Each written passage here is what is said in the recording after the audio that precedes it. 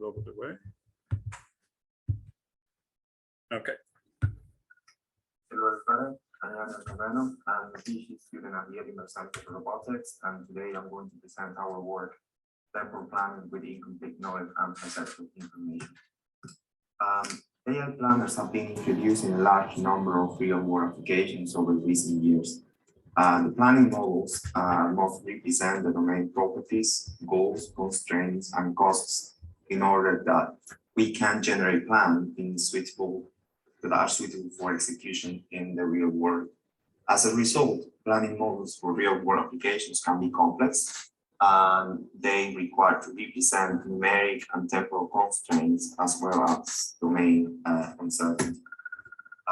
Just to mention a particular example, in this case, the valve manipulation domain, we have an offshore scenario that includes a set of blowout preventers, and an autonomous underwater vehicle must close two valves there during a mission. And those, the execution of those actions must be recorded and communicated through other platforms during the after the implementation of the manipulation.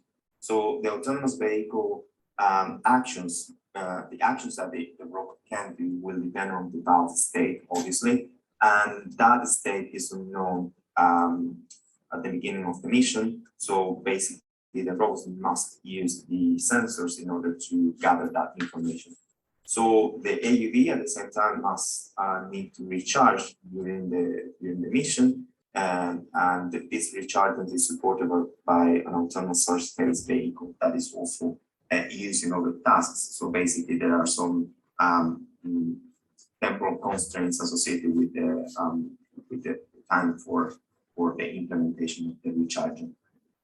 So here, what we are presenting is it's obvious to see that if we don't have the knowledge about the state of the valves at the beginning of the mission, so there's not a sequence of actions that allows the AUV to achieve the goal without first determining the state of those valves. So, and choosing the correct actions to execute depends on the possible outcomes of the sensing the state of the valves.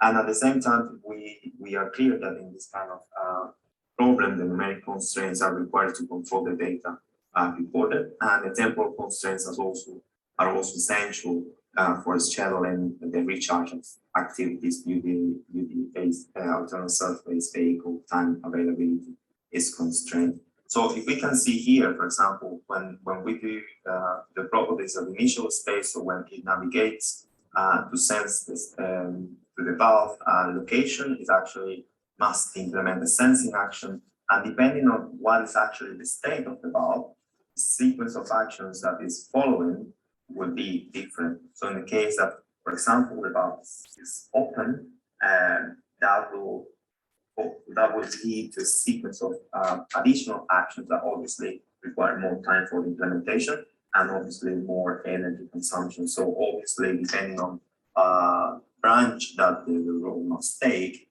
the recharge must happen during the mission, or probably it doesn't because in other branches because the robot doesn't consume enough energy that actually force the robot to go for recharging. So thinking about different strategies that have been used over recent years for solving the temporal planning problem, to solve these kind of problems, we think about temporal planning. So temporal planning provides knowledge about the activity schedule, deals with the concurrent actions, and considers numeric constraints. So such planners are based on deterministic planning models with predictable outcomes and complete known initial state, which actually limits a little bit of applicability in real world domains. So for example, if we think about the same domain that we were talking about in the water domain, so the temporal planners will assume that the state of the valve is known as open or closed, and depending on that, the planner will generate a sequence of actions that solve the problem. So in that case, strategies based on temporal planning introduce robust execution monitoring and unlikely planning. In cases like when the robot goes to this state, it realizes that that initial assumption about a particular state of the valve is different, and then obviously that plan is not valid anymore, and a new one must be implemented. However, the implementation of replanning in such in this kind of applications, the one that we have certain knowledge about the possible outcomes of the sensing action, is not desirable, and obviously replanning requires additional computational effort and introduces delays during the plan implementation. Another possible solutions is obviously those provided by contingent planning. So in contingent planning, copes with certain types of incomplete information, but treating the plan output as a decision tree. So in that case, we are definitely assuming that we know the state of we don't know the state of the valve, but we are, and then we can have multiple branches that are modeling the possible outcomes. However, in this kind of using this contingent planners, we can't take into account the temporal reasoning, and that is a drawback in kind of applications that we are interested in tackling here. So we propose basically we are interested in problems that we define as a temporal contingent planning problems, where the planning problems reflect the knowledge incompleteness, but also must take into account temporal and numeric constraints. So those problems can be classified as a special case of planning with partial observable environment with sensing actions, PPOS problems. And in that cases, obviously, we would have plan solutions where we have different branches, but those branches also reason about the time required for the implementation of particular actions.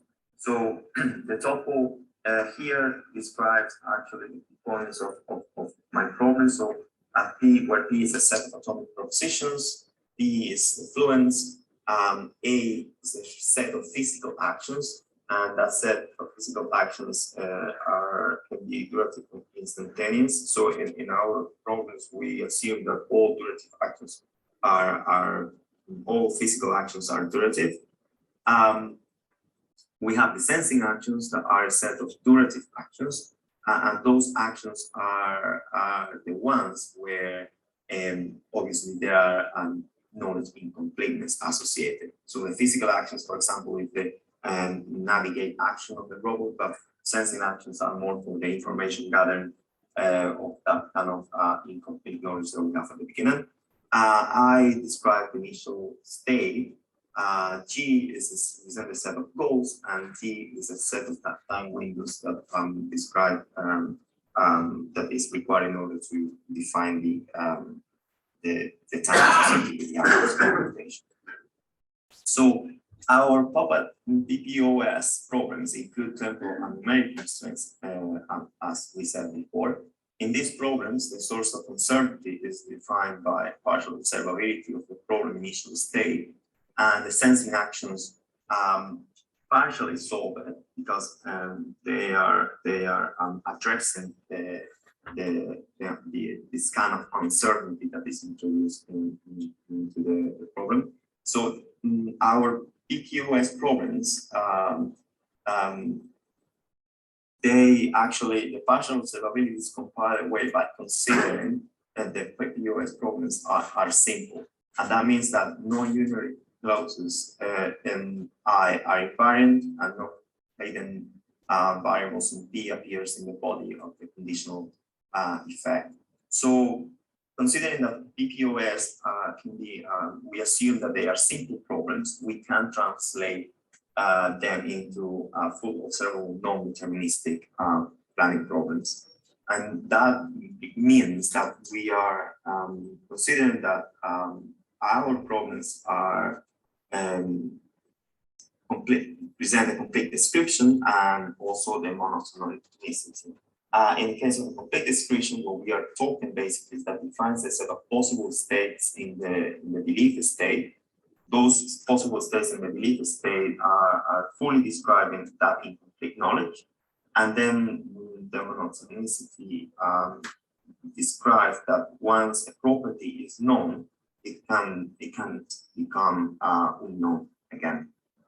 So for the scope of this work, the full observer non-deterministic problems consider all actions are deterministic, with the exception of the sensing actions, which are those that are encoded as non-deterministic.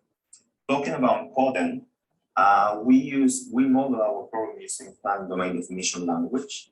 So the hidden literals defining the possible initial states are externally initialized and used by the framework to generate translation and the plan solution.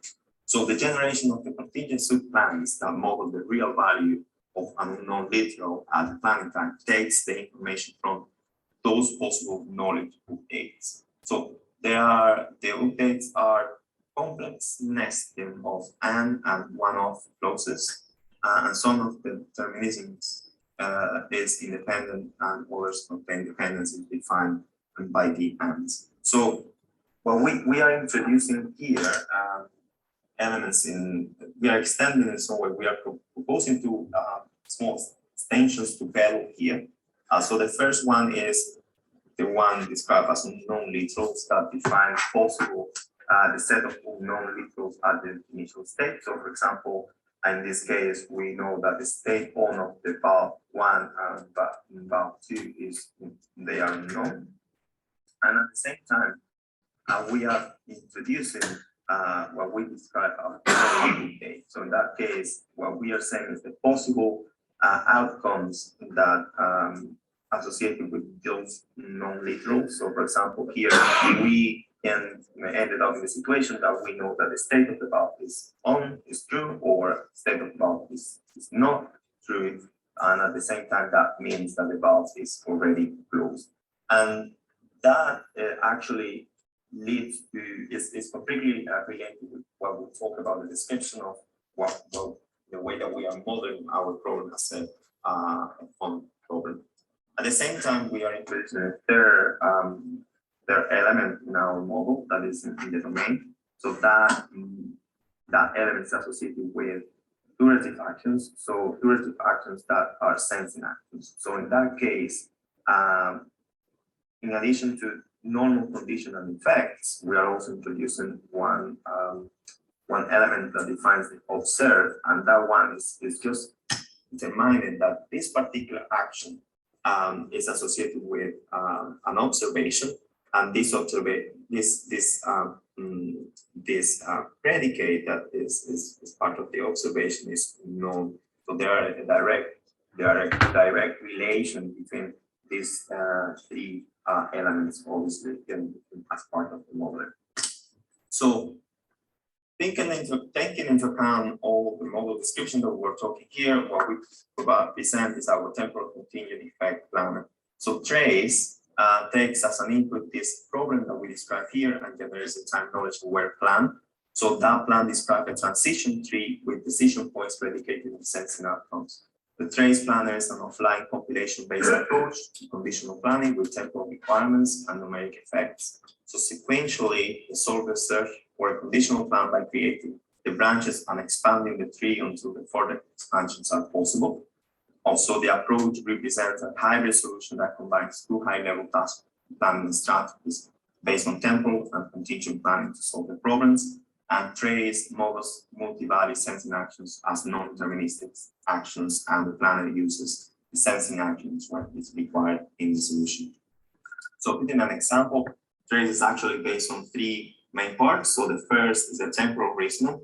So the fine temporal plan strategy try first to find the largest branch in the plan that actually solve the problem. So to do that, we assume that in the initial state, all possible, we assume that we have full initial state, is all states associated with the sensing actions are known. So let's say, for example, in the case of the valve, we know that the valve is open or closed, so we assume that. And basically, we find the largest branch, and that is basically what fine temporal plan is doing at this point. So then we have the branch creation. The branch creation is associated with the build branch method, which actually describes the branch generation. So it actually identifies all the state changes into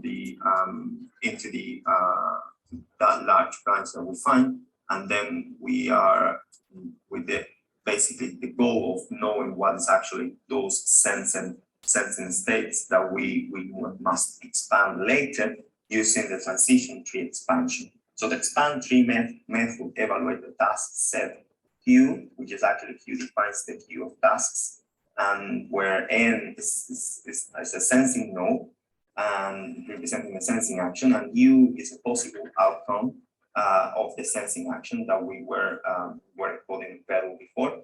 So U is a set of possible outcomes associated with sensing actions, and N is a set of sensing nodes. So the expand tree is actually is reusing the fine temporal and build branch in order to extend different branches.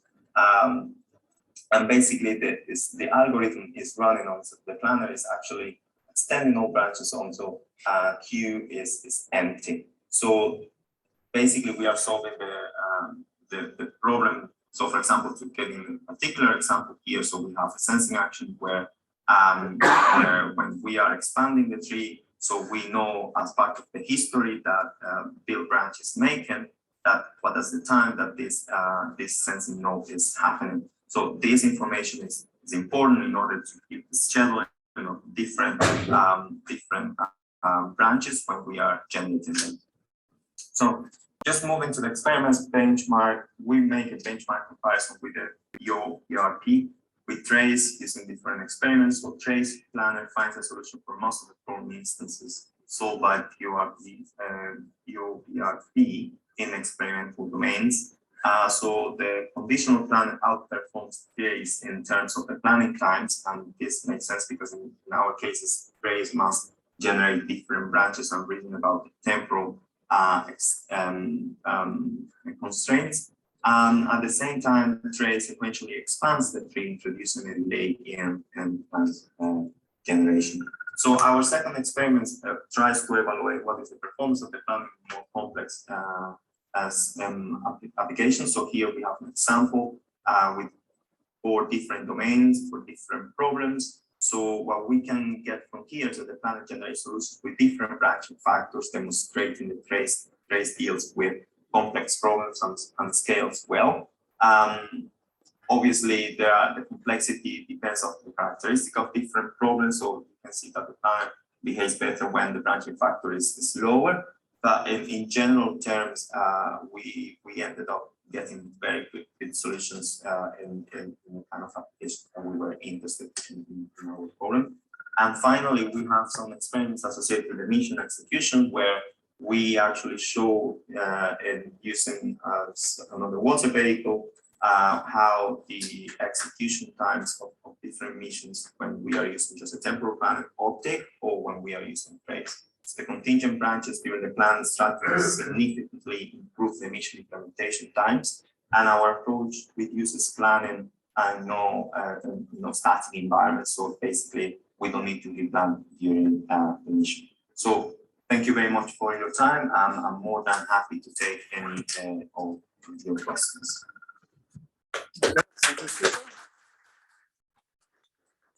I believe Yaniel is on the call, right?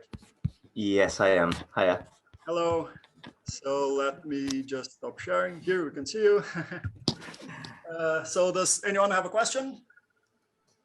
Yeah. Yes. Hi. So I've said this in multiple reviews of this paper as well, right? But the non-determinism from the sensing actions has to come into the duration, to temporal planning somehow. Right? So you need to be able to do some sort of dynamic controllability rather than just a static schedule. Or if not, then I think that's a very interesting result to prove. Well, it's a really interesting question, and I really appreciate the time to talk about this. So I think the important thing to mention here is we are tackling problems where we assume, we are using a fully font problems. You know, it's a specific type of problems where so we have full observation about non-determinism. So obviously we know what are possible outcomes from that particular actions. So the sensing actions may have different set of possibilities, but obviously those are bound in some way. So so we are starting from that point. Obviously, we know that the uncertainty associated with the time of those actions that are occurring later is not that, because obviously we know how much time those actions will take. So that is actually because we are transforming our PPOS simple problem, and then we can do this translation to fun. Obviously, in some way that is taking out that kind of concern about the uncertainty of the time in our reasoning. Okay. So, Is there a follow-up? Actually, Eric, I didn't understand your question. The problem is the time that the sensing action takes? No, the problem is that I might want to retroactively change the time I schedule the past action based on the outcome of the future sensing action. But obviously I can't do that. Well, the thing is, like, there are two things here. So I mean, we are planning obviously offline, right? So we are assuming a certain set of initial assumptions, obviously, that, you know, when we are generating obviously different branches, we are using temporal planner. So the plan generation that we are implementing is fully deterministic, right? So based on that assumption, every time that we are building a branch, this particular sensing action that there are different nodes in that initial branch, or any of the branches that we are just expanding. There is a certain time for sensing action in the same way that any other action in the plan, because they are durative actions, and we define them as another type of action. But obviously, depending on that sensing, we will have different results. So what we so this is the solution that we actually present in this paper.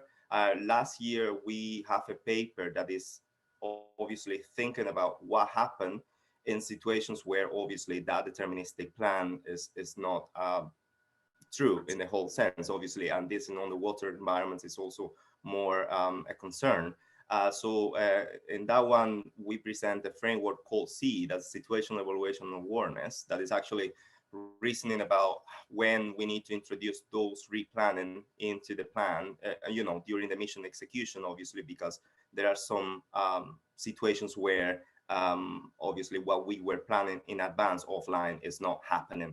But here it's just like we made the difference between what's actually we can get as a plan solution offline, and obviously what we are having during the execution.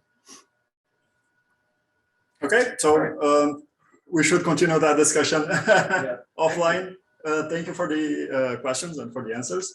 And let's thank the speaker again.